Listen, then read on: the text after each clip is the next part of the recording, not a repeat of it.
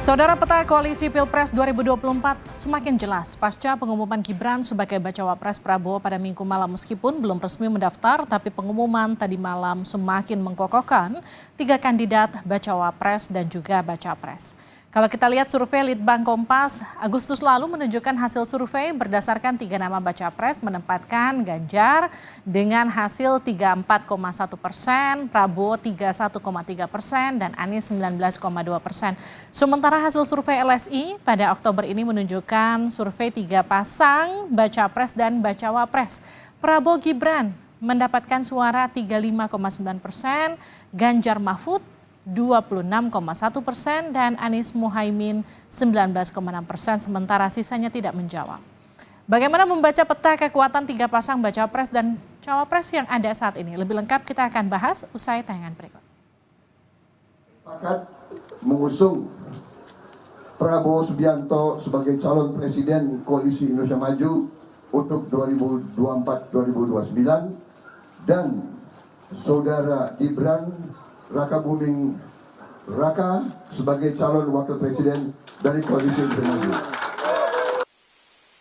Pengumuman Gibran Rakabuming Raka sebagai bacawa pres pendamping Prabowo Subianto Minggu malam seakan memantapkan peta koalisi Pilpres 2024. Meskipun belum resmi mendaftar ke KPU, tapi hampir dipastikan Pilpres 2024 akan diikuti oleh 3 pasang capres dan cawapres. Litbang Kompas menyebut dengan diumumkannya Gibran sebagai bacawa pres pendamping Prabowo, maka peta kekuatan Koalisi Indonesia Maju lebih mengerucut, mewakili sosok kelompok muda atau milenial. Tapi ada juga unsur relawan Jokowi di Pilpres 2024. Gibran memang pada akhirnya dipasangkan dan didaftarkan KPU, maka menurut hemat kami ini bukan soal penguasaan wilayah dalam konteks spasial ya, geografi. Akan tetapi kategorik dan strategik.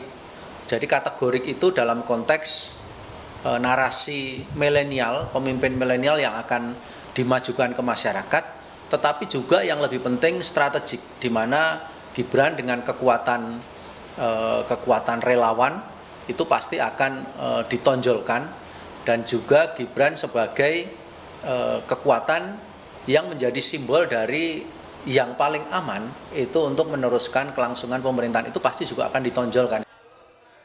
Sementara itu, Direktur Eksekutif Lembaga Survei Indonesia Jayadi Hanan menyebut dengan hadirnya Gibran di Pilpres, maka mau tidak mau suara dan kekuatan PDIP akan terbelah.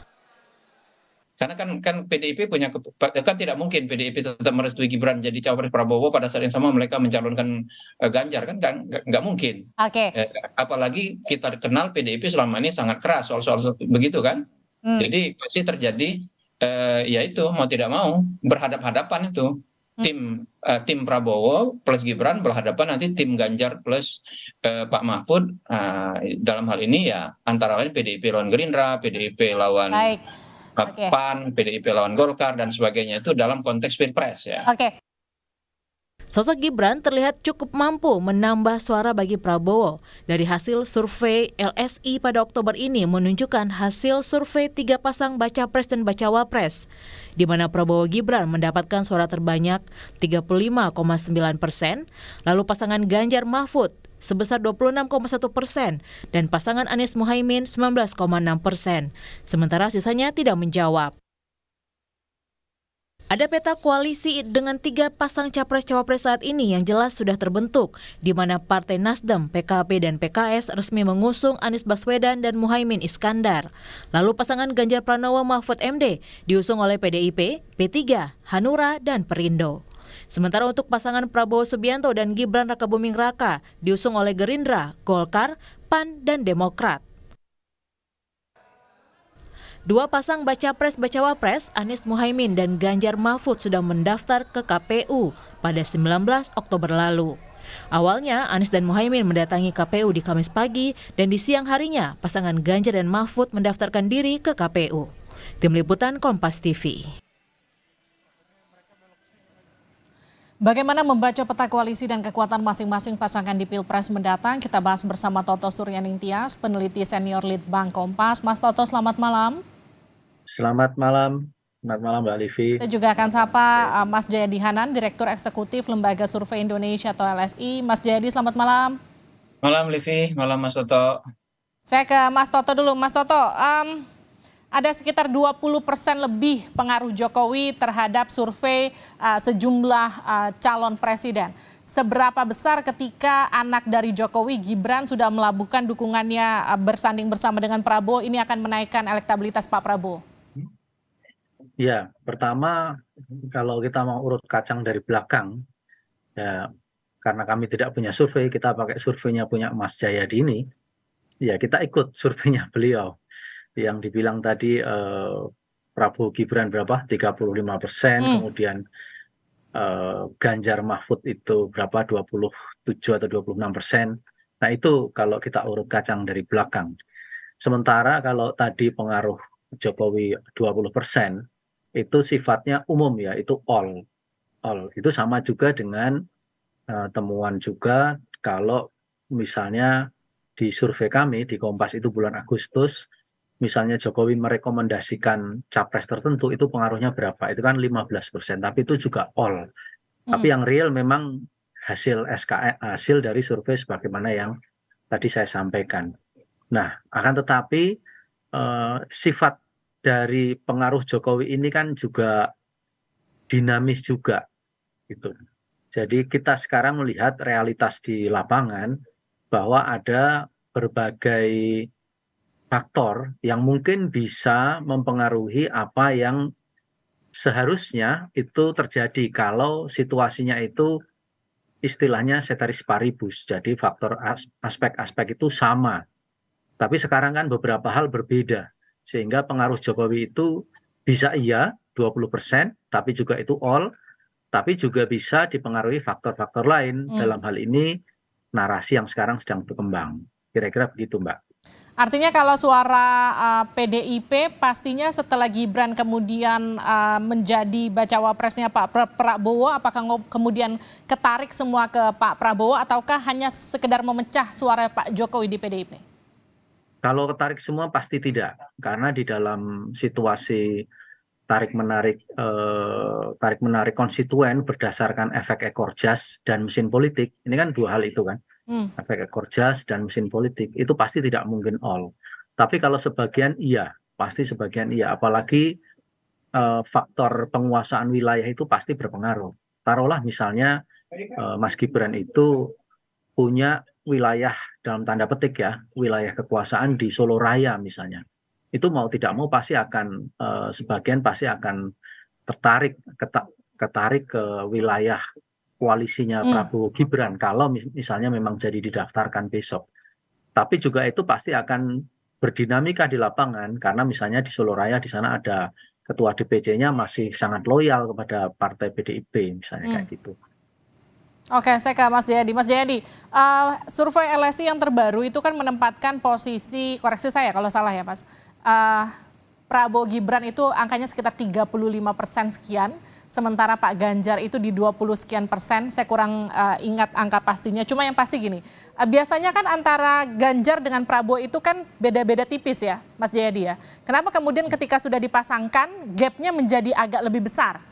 Sebegitu besarnya efek Pak Jokowi di situ? Enggak, begini catatannya. Anda lupa menyebutkan metodologi survei yang terakhir itu. Oke. Yang terakhir itu metodologi cara mengambil datanya pakai telepon. Ada dua catatan utama kalau menggunakan telepon ya. Satu, dia hanya mencakup 83% populasi. Oke. Ada 17% populasi yang tidak tercover di situ. Bisa jadi populasi yang 17 itu lebih berat ke Ganjar misalnya. Yang kedua, di situ terlihat yang tidak tahu tidak jawab masih tinggi 18%. Nah kalau mau lebih enak, saya kira dibandingkan dengan survei LSI awal Oktober. Oke. Di awal Oktober itu Prabowo Gibran itu 36%.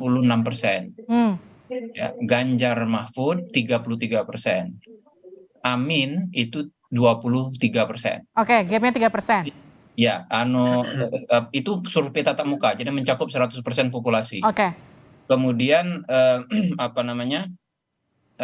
tidak tahu tidak jawabnya tinggal di bawah 10%, 7-8%. Jadi itu lebih reliable untuk kita bandingkan. Baik. Kalau survei telepon harus dibandingkan dengan survei telepon ya. Oke.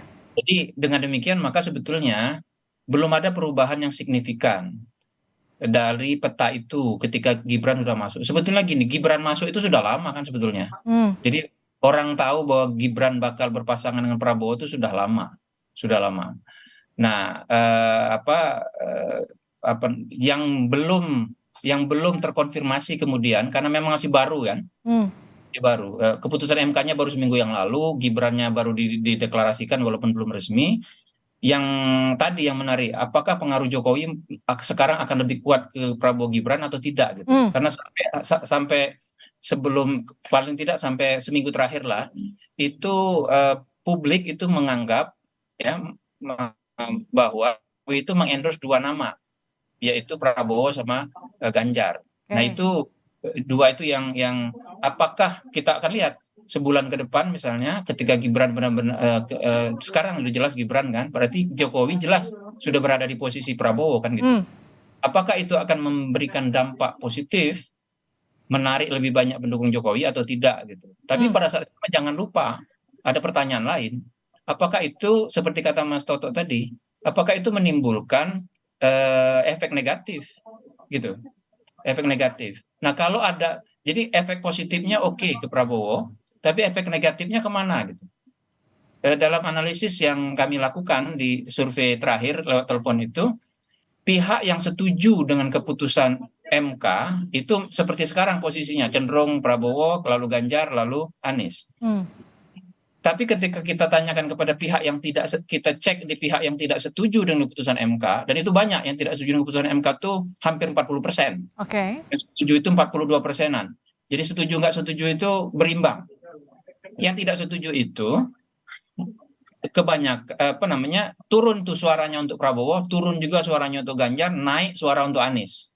Jadi bisa jadi kalau secara sederhana memperoleh efek positif dari masuknya Gibran, tapi sekaligus juga mendapatkan efek negatif dari masuknya Gibran. Nah pertanyaannya kemudian, dan kalau dari data yang saya sebutkan tadi, kecenderungannya pemilih Prabowo itu ketika masuk Gibran banyak yang lari ke Anies.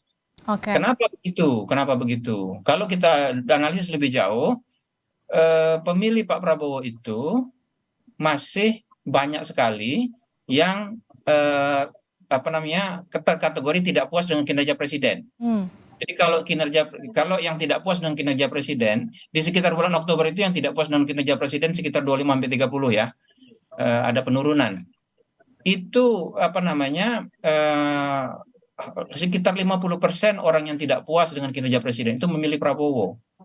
Nah kita tahu yang tidak puas dengan kinerja presiden berarti kan berarti oposan terhadap presiden. Apakah menurut saya masuknya Gibran itu kan sebagai proksi Jokowi. Proksi Jokowi. Kalau tidak ada proksi Jokowi di situ, saya kira mungkin belum tentu Gibran masuk gitu kan. Nah, para pemilih Prabowo yang oposan terhadap Jokowi, maka kemudian bisa oposan terhadap Gibran. Ketika Gibran benar-benar masuk, bisa jadi mereka lari kan? Larinya kemana? Kemungkinan ke Anies. Dan itu bisa dihitung kok. Ada cara menghitungnya.